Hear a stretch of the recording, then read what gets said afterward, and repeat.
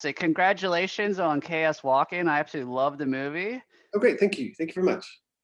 Before we get into that movie in a little bit, here at Bionic Buzz, we're all about people's passion. You're an author, screenwriter. Where did your passion for writing and storytelling kind of come from? A certain book or movie, or something that was just natural for you as a child?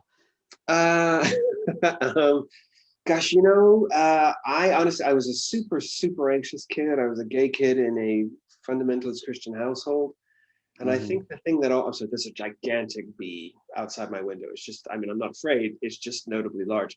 Um, and I think that certainly I think writers are writing a world that writing so that they can make a safe place in the world to stand in. And I think that's what I do. I think it helps me make sense of a world that is messy.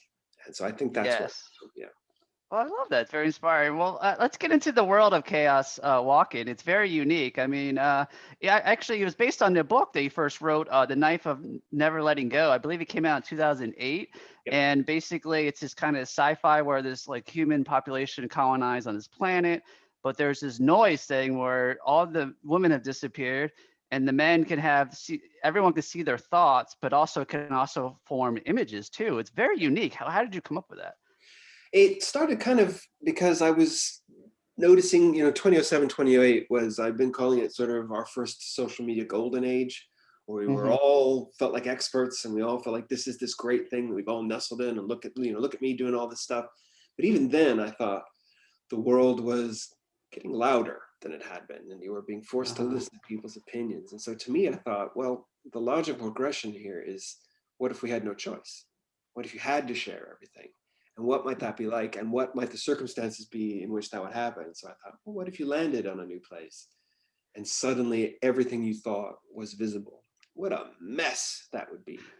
Yeah. And then how would people deal with it? And so it came from social media and the idea of information overload. And it's only gotten noisier in the last 12 years. Yeah.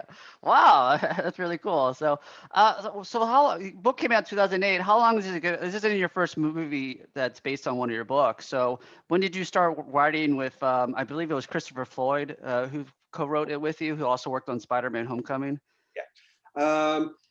Gosh, the script was probably around 2015, 2016, and we Hmm. started shooting in 2017.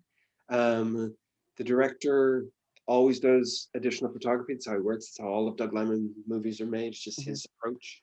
But Yeah. then Tom and Daisy became insanely famous and insanely busy making gigantic movie franchises. So it took another, I think, like 19 months before we got them available again.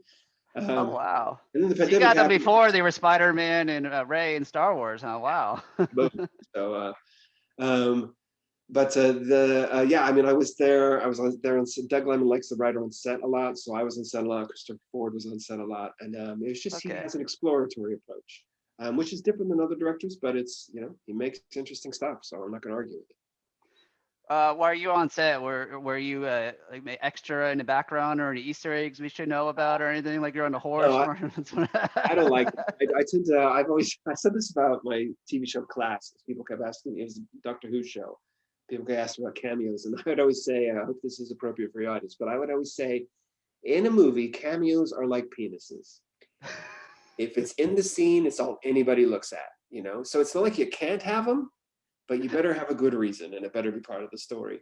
And so I'm against cameos unless they're really for a good purpose. So nobody needs to see my giant face on screen. So Oh, I was enjoyed seeing Stan Lee in the Marvel movies. That's why I asked. So yeah, but very that's when it cool. works. That is, Yeah. people expect that is that's the exception that tests the rule. It is the thing that you go, okay, that works. So unless you can do it that good, then don't do it. Yeah. Gotcha.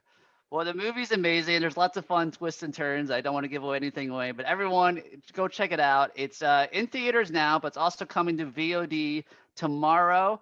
Go to chaoswalking.movie if you can find out more information. And before I let you go, anything upcoming you're allowed to talk about before I let you go?